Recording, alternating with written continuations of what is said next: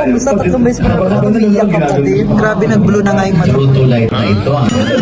Hinihan ka na ng Jika. Tangkulan ko. Wala din naman Jika. At ano yung masasabi niyo sa camera? Hindi camera dito. Pwede nga na talagang sabunod na sasabunod ang puso. Nakikitaan ko ng potential yung bata. At yung batang Sanjo, pwede ko ba sabihin yung batang Sanjo ang gwapo? Uy, iba na yan.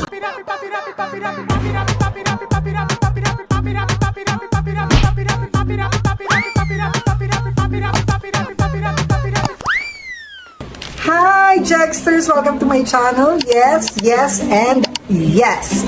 Yes, Jexters! Kita nyo naman, di ba? Iba ang buhok ko ngayon. Yes, tama kayo. Kasi tayo na naman na may pupuntahang event.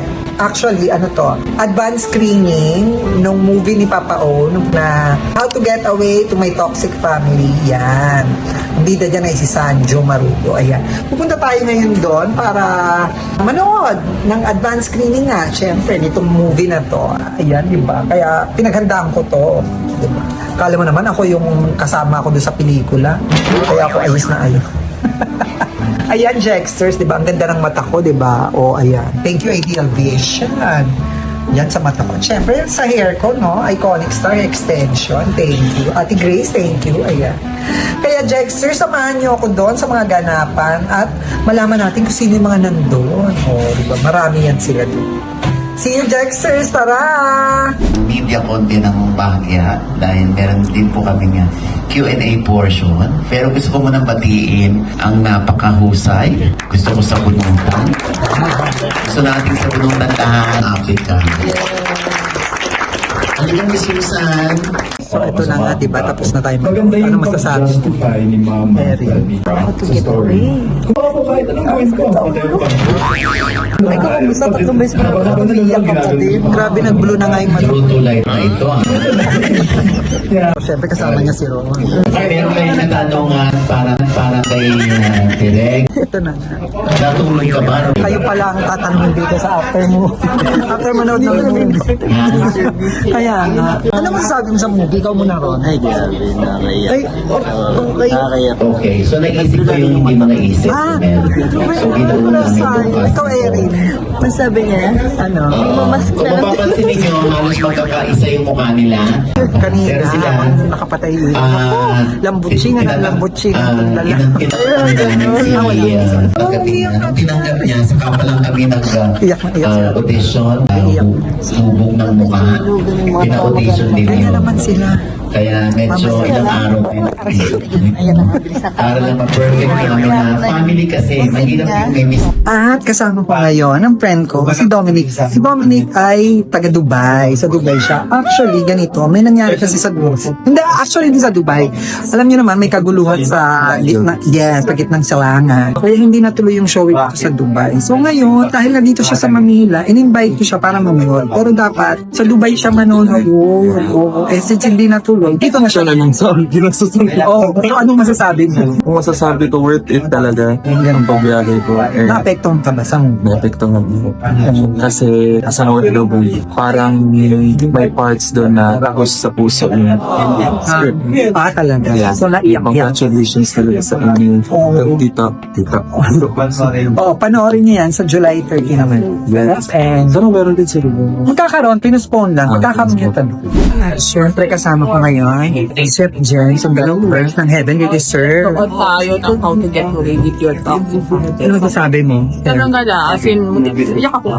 Nakarelate sa akin. Ako rin, grabe, iyak ko. Tama na, nag-blue na yung mata ko. Ang dami nilang makasya sa'yo. Hanggang ngayon, hindi ako makabusong. Galing, galing. Susan. Diba? Tama ako nung sinabi. Natapos na yung pelikula, pero yung isip mo, hindi naaalin. Hindi na alis. Talagang tatak ng magaling na. Artist. Yan, nagaling niya kay Chef Jen sa Gerdali. Yes. At syempre kasama ko ngayon. Ito napaka-controversial. Hello po. Sandali, di ko masabi. Attorney Reggie Tonggol, spokesperson ng impeachment court. Tama. O, ayan, tama po. Hindi na nanonood ng news. Uy, lagi nga ako. Updated na ako. Di ba? Ang masasabi ko, napakaganda ng pelikula, di ba? Lahat tayo dapat mapanood yun kasi lahat tayo, one way or the other, naging toxic din tayo sa iba't iba mga kapamilya natin. Parang hindi narinig ako. Yeah, wala naman. Parang eh. Pero kailangan lang natin, di ba? Parang makita yung reflection ng reality of life. Oh. Attorney, ano masasabi niyo sa camera? Hindi camera, I mean camera. Dito. Good luck! Ayan. Yes, at kasama ko may dito. Ano sabi niyo sa mga Okay, first of all, congratulations po sa lahat ng directing dito. Hihingan ka lang ng Jika. Tangko lang wala din naman GT. Ako si Payman. okay. Pero ano, maganda. Hindi, to be honest, yung susunod ko rin. Hindi talaga ako mahilig mo ng Pinoy movies. Ito, may mga movies kasi kung saan parang tayo kasi panood yung dalawang complex. No, out of ito, hindi ng family. Isa to sa mga nakatendog lang sa mga movies na kayong panoodin twice. May mga friends din. Kaya, ma-recommend ko siya sa mga Pinoy vlogs yan. Especially yung Makaka-relate tayo kasi alam mo tayo, maano tayo sa pamilya. Mahal tayo sa ikaw selfless ma. Oo, yeah. Kahit sa family, sa kahit wala nang matira sa akin, para sa kaya makaka-relate. Ayan, dahil tayo Nico. At syempre kasama ko ngayon ang talagang makinaiinis ako sa pelikula lang. Tita Susan Africa. Alam mo Tita, magiging honest na ako sa'yo. Sobra akong inis na inis sa'yo. Alam mo yon yung natapos yung pelikula, hindi talaga naalis yung inis ko. Naiyak ako. Kasi kaharap kita, parang oh my God, nasasabi ko to sa'yo, Tita Susan. Pero talaga, ang galing, ang galing. Alam mo Tita, kasi ikaw talaga yung yung parang ipitumi ng mga nanay. Totoo yun, meron talaga sa pamilya, meron talaga yung nanay na favorite. Kahit yung tingin natin black sheep sa pamilya, meron talaga silang favorite. Minsan, may inis ka na lang. Bakit siya? Ayun Tita, ganito. Yes, ganun ang tingin ko sa'yo Tita. Kaya until now, naiinis ako sa'yo. Patawarin mo ko Tita, pero congrats Tita.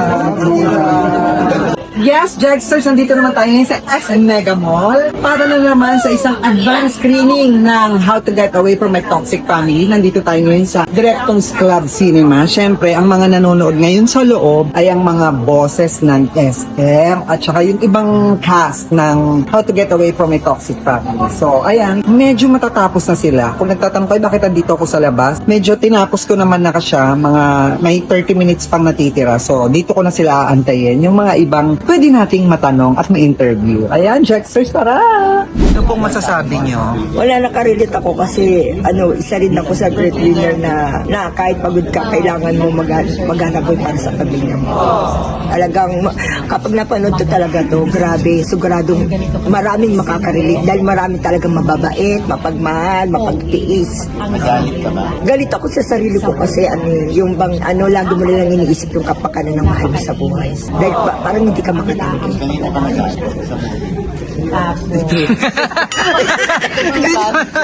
Tinignan lang. Sa totoo lang, grabe. Inis na inis talaga ako. Grabe, sa totoo lang. Gusto mo siya sa bunutan. Oo, pwede nga lang talagang sa bunutan, sasabunutan ko siya.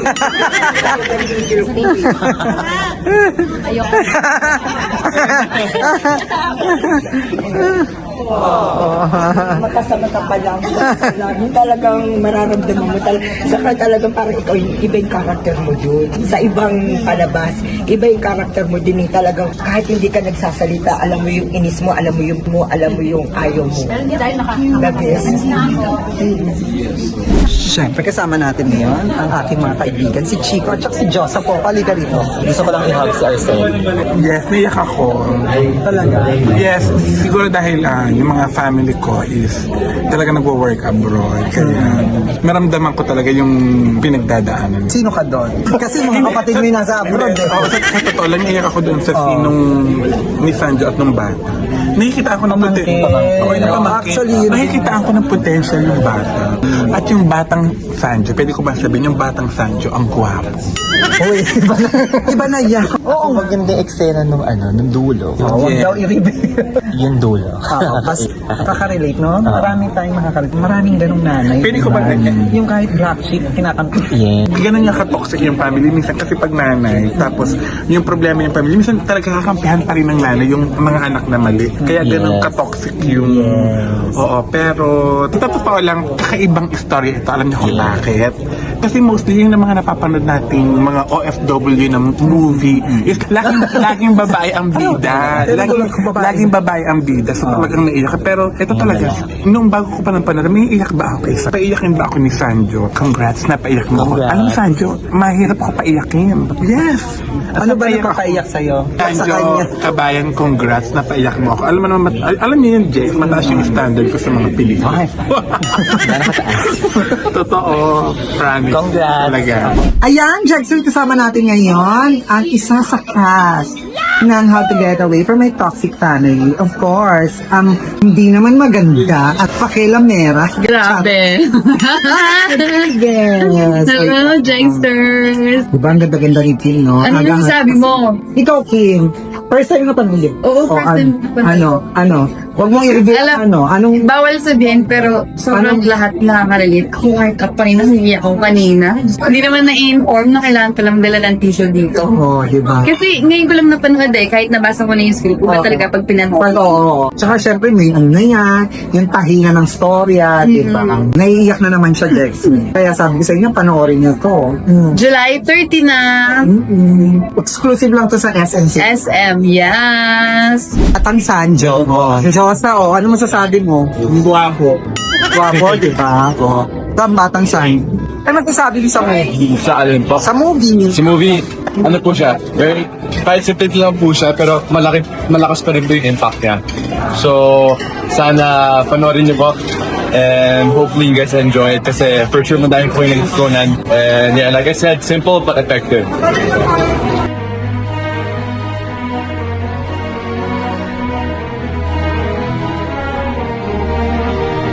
Nakaka-PI. Hindi ko na-expect yung ending. Ako rin. Walang-wala na rin ako! Ubus na! Inubos nyo! Hindi ko na kaya, Nay! Ang hirap talaga, ang hirap na sitwasyon, di ba? Sobrang bigat ng dinala dito ni Mr. Sanjo Maruto. Nagawa mo naman dati, Arsenio. Di ba? Oh my God, nakakainis siya bilang nanay. Nakakagigil and at the same time nakakaawa. Actually, sasabihin ko sa inyo, nung una ko nabasa yung script, uminit ang tubo ko. Pero bilang artista, syempre, kailangan mahalin mo yung character mo. Pero ito, hindi ko mamahal eh. Inintindi ko na. May mga lines doon na tagus puso and very heartfelt. Ito yung complete visualization na, toxic na pala ako. OFW man o hindi, may kanya-kanya tayong part din sa movie na yun. Panoorin nyo to at magdala kayo ng tissue. This July na ang How to Get Away from My Toxic Family. Watch How to Get Away from My Toxic Family this July 30.